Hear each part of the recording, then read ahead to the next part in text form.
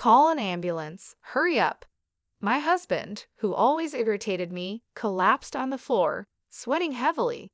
The paramedics arrived quickly, checked his condition, and put him on a stretcher. Then they turned to me and asked, "Are you his wife? Can you come with us to the hospital?" My husband, lying on the stretcher, looked at me with pleading eyes. I looked back at him and said firmly, "No, I will not." "What?" he said, sounding confused. "This man is a stranger to me, so I am not coming." "What?" he repeated. "Please take care of the rest," I told the paramedics. "Wait, Julie, wait," he called out. I pulled out something I had been carrying in my pocket for days. When he saw it, his face turned even paler. "How dare you treat me like a slave all these years? This is my revenge. I will never forgive you." "My name is Julie. I'm a 37-year-old housewife living in a rented apartment with my husband, Scott. I met Scott through a colleague at work when I was still employed full-time. My colleague had many friends and often invited me to parties. I'm more of an introvert and prefer watching movies or cooking alone. I wasn't comfortable with large group activities, so I kept saying no. One time, a colleague invited me to a barbecue with his friends. At first, I refused as usual, but my colleague insisted, and I ended up going. On the day of the barbecue, there were so many people there. One of them was Scott, who later became my husband. I was having a drink a little away from the group when my colleague brought Scott over to me. My colleague said he thought we should meet because we had similar interests. I was surprised, but Scott started talking to me. He was nicely tanned and clearly liked the outdoors. When I talked to him, I found him to be friendly and funny. I thought Scott and I, who both preferred being alone and indoors, wouldn't get along. But as we talked, we found out we had common interests, just like my colleague had said. We hit it off right away. We exchanged contact information and made plans to meet up on our next day off. We went out for dinner and shopping several times and ended up dating. After several years, Scott proposed, and we got married. Scott had always been kind to me, even before we started dating. He was the ideal man to take me out of my indoor lifestyle. That didn't change after we got married, but over the past few years, he started to say and do things that made me uncomfortable. I quit my job and became a housewife because Scott wanted me to. However, he often made sarcastic remarks about it. For example, when I got sick and was late cooking dinner, he came home and said, "Hey, why isn't my dinner ready yet?" "Hi, sorry. I was sick today. I had to rest earlier and couldn't get up. Can you take a bath first?" I replied. "Huh? What's that? You're a housewife. You should at least take care of the meal," he said. Scott never worried about my health, which made me very sad. Another time, I asked, "Hey Scott, there's a reunion coming up in my hometown. I'll finish my chores, so can I go?" "Suit yourself. Well, being a stay-at-home wife is great, you know," he said sarcastically. "I envy you, Julie. You could play around with the money your husband makes. He's usually so nice to me, carrying my purse and bringing me flowers after work. But sometimes he acts like a jerk. I even thought maybe he wanted me to work, so I suggested taking a part-time job. But Scott insisted that wasn't the case. In the end, I was still a full-time housewife. One day, one of Scott's relatives called me out of the blue. I picked up the phone, feeling a little defensive. The relative on the other end of the line called my name in a panic, saying, "Scott's mother has collapsed." I froze for a moment at the unexpected news. According to my relative, she had gone to visit my mother-in-law a few hours earlier and found her lying in the yard. She called an ambulance, which rushed to the scene and took my mother-in-law to a general hospital. I prepared myself in a panic and ran out of the house. When I arrived at the hospital, I was told her condition was still too unpredictable. As we were talking about this, Scott came running in, out of breath. We moved to the hospital room to check on my mother-in-law. She was lying in bed, covered with various tubes, and it was painful to watch. "Mom," my husband called out to her, but of course she did not respond. Scott stayed in the hospital room for the rest of the day, and I decided to go home and get everything we needed for the hospital stay. After a while, my mother-in-law recovered enough to sit up by herself. However, she still needed help with everything.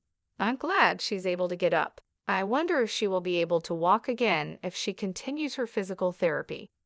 When my mother-in-law's discharge date was approaching next week, I mentioned it to Scott. Then he started to say something I didn't understand. "Oh yeah, are you ready?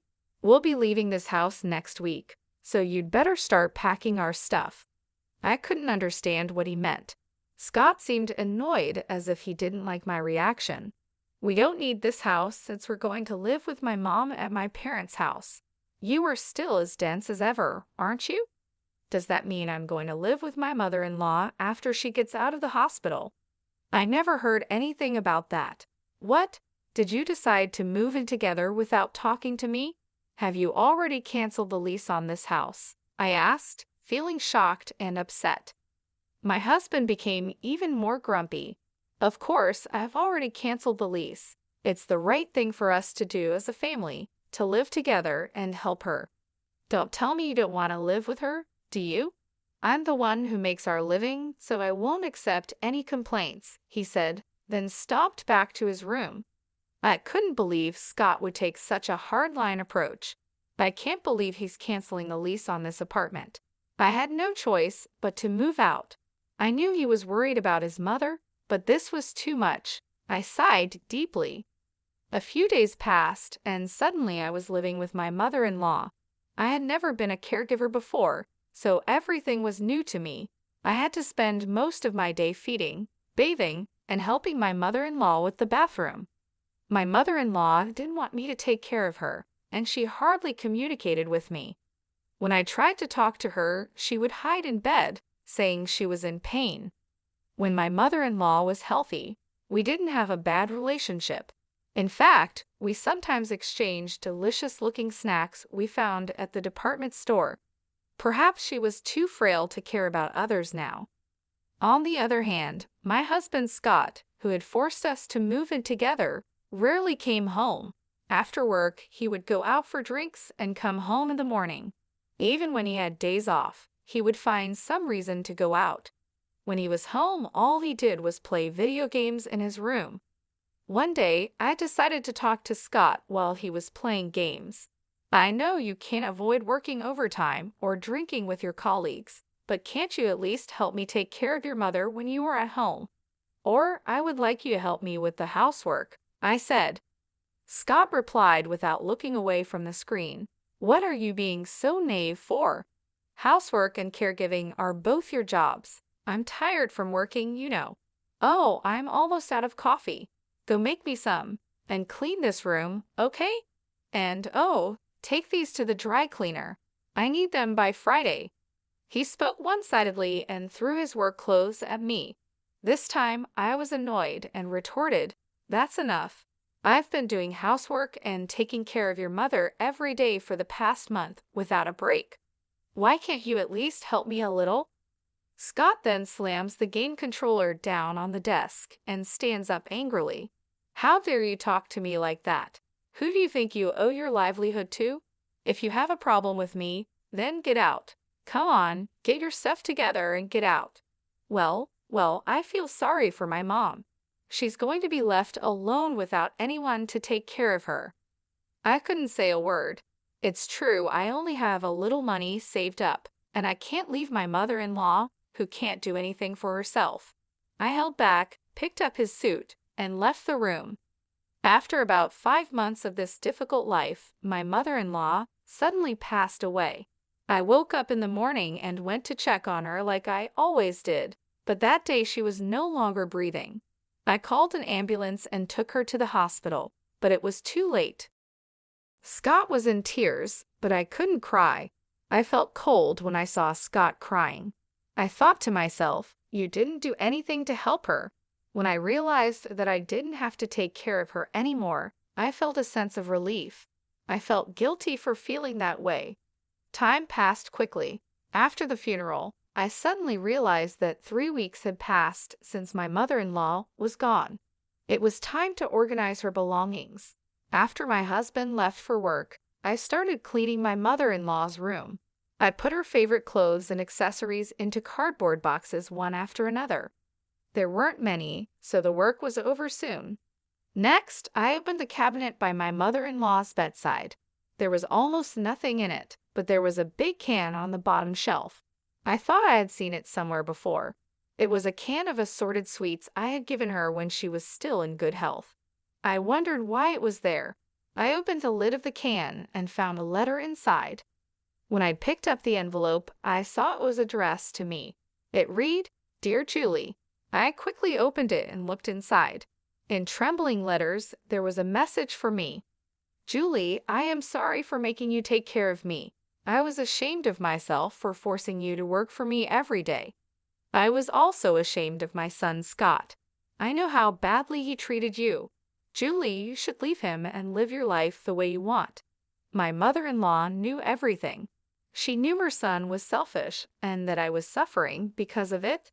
At the end of the letter, she wrote, "I am glad I was able to spend the last days of my life with you, Julie. Thank you."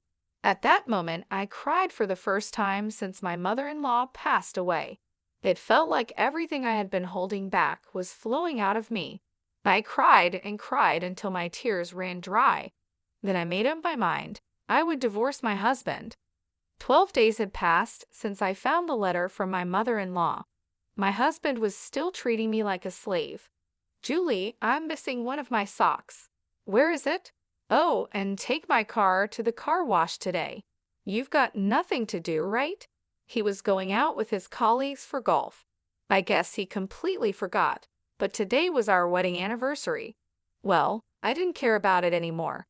"What are you going to do while I'm golfing?" "You can't just sit around, you know. You have to prepare dinner, clean my room, and clean the bathroom. You have a lot to do." His arrogance left me speechless. "Hey, you hear me? Bring me my sock and a jacket. Hurry up, or I'll be late." At that moment, Scott fell to the floor, clutching his stomach. He was in pain and sweating. He told me to call an ambulance, his words coming out with difficulty. I froze, feeling sad about the situation. Scott yelled at me, "Hurry up, you're really useless. Can't even call an ambulance." Hearing these words, I became strangely calm. Then I called 922, and within minutes, an ambulance arrived with paramedics. The paramedics quickly checked Scott's condition and placed him on a stretcher. They turned to me and said, "You are his wife, aren't you? Would you come with us to the hospital?" Scott looked at me with pleading eyes as he was placed on the stretcher.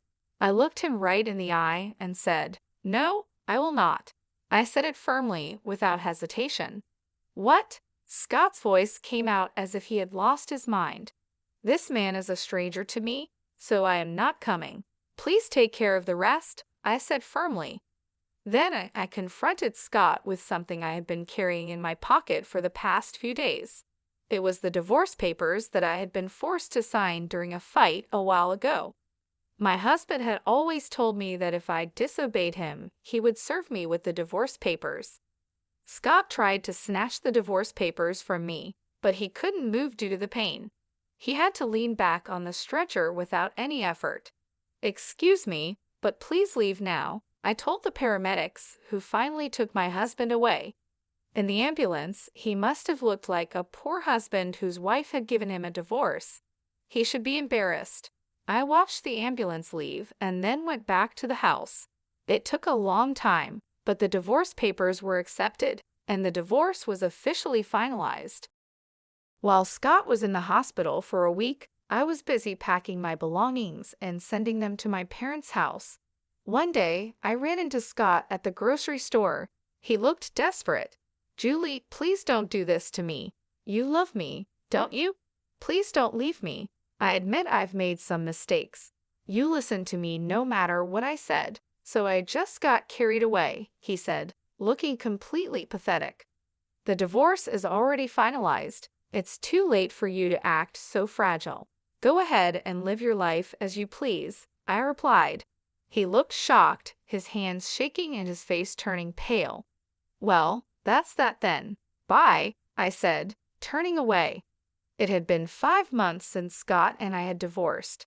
One day, Scott showed up at my parents' house. He was ringing the intercom and calling out my name so loudly that I had no choice but to see him. Sure enough, he wanted me to get back together with him. "Julie, please, I can't live without you," he pleaded. I looked at him and shook my head. "Scott, we're done. It's over. You need to move on," I said, trying to stay calm. He looked like he was about to cry, but I had no sympathy left for him. He had made my life miserable for so long, and I was finally free. Scott didn't give up easily. He kept coming back, trying to talk to me, trying to convince me to give him another chance. Each time, I stood my ground. "No, Scott, we're not getting back together. You need to accept that," I repeated over and over. It wasn't easy. There were moments when I felt a pang of guilt, moments when I wondered if I was being too harsh.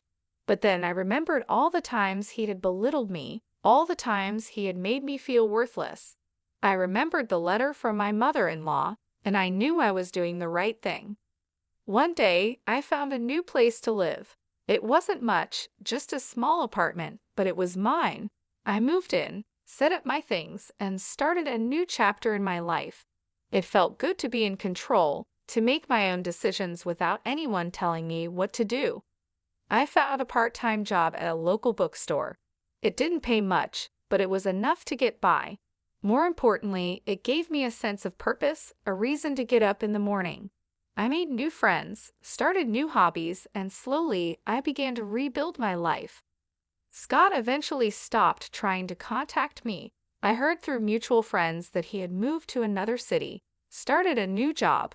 I wished him well, but I was glad he was no longer a part of my life. Looking back, I realized that leaving Scott was the best decision I had ever made. It wasn't easy, and it took a lot of courage, but it was worth it. I was finally free to be myself, to live my life on my own terms. And that was the greatest gift I could have ever given myself. When I kept quiet, he began to tell me about his current life. "I can't cook because you always did all the housework," he said. "Now, I only eat TV dinners or go out to eat." He admitted he had gained 20 pounds since the divorce. It was clear to see the extra weight on his face and stomach. He went on, "I don't know how to do laundry either. My shirts are wrinkled and smell bad, making me look dirty." It was true his clothes were a mess, and he looked unkempt. "I finally realized how much you did for me, Julie. If I don't fix this, people at work won't respect me," he said, starting to cry. But I knew those tears were just to make me feel sorry for him and get me back to being his servant. There was no way I was going back to that life.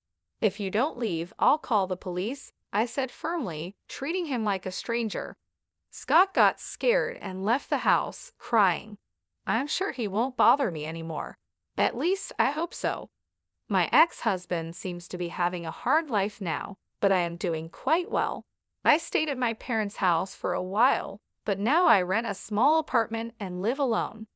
My standard of living is lower than when I lived with Scott, but I enjoy having my own time and space. I thought it would be hard to find a job at my age, but a friend of mine knew someone who was retiring, and I got a job to take her place. I feel so happy to spend time and money only on myself without anyone telling me what to do. From now on, I want to take care of myself at my own pace. It's the beginning of a new chapter in my life. I have learned to enjoy the little things, reading a book in peace, cooking my favorite meals, and decorating my apartment just the way I like it. Scott tried to contact me a few more times, but I ignored him. Once, he showed up at my parents' house, ringing the intercom and calling my name loudly. I had no choice but to see him. He pleaded with me, saying, "Julie, please, I can't live without you." I looked at him and shook my head. "Scott, we are done. It's over. You need to move on," I said calmly. He looked like he was about to cry again, but I had no sympathy left for him. He had made my life miserable for so long, and I was finally free. I started making new friends and picking up new hobbies. I joined a book club and started taking yoga classes. I even took a cooking class and learned how to make new dishes. My life was finally my own, and I loved every moment of it. One day, while walking in the park, I ran into an old friend from school. We talked for hours, catching up on lost time. It felt good to reconnect with people who knew me before I was married. It reminded me of who I was and who I wanted to be. Looking back, I realized that leaving Scott was the best decision I had ever made. It wasn't easy, and it took a lot of courage, but it was worth it. I was finally free to be myself, to live my life on my own terms. And that was the greatest gift I could have ever given myself. Every day, I wake up with a sense of peace and happiness. I am no longer bound by someone else's expectations. I am living for myself, and it feels wonderful. I am excited about the future and all the possibilities it holds. From now on, I will take care of myself, follow my dreams, and live my life to the fullest. This is just the beginning of a new and exciting chapter in my life. I am ready to embrace it with open arms.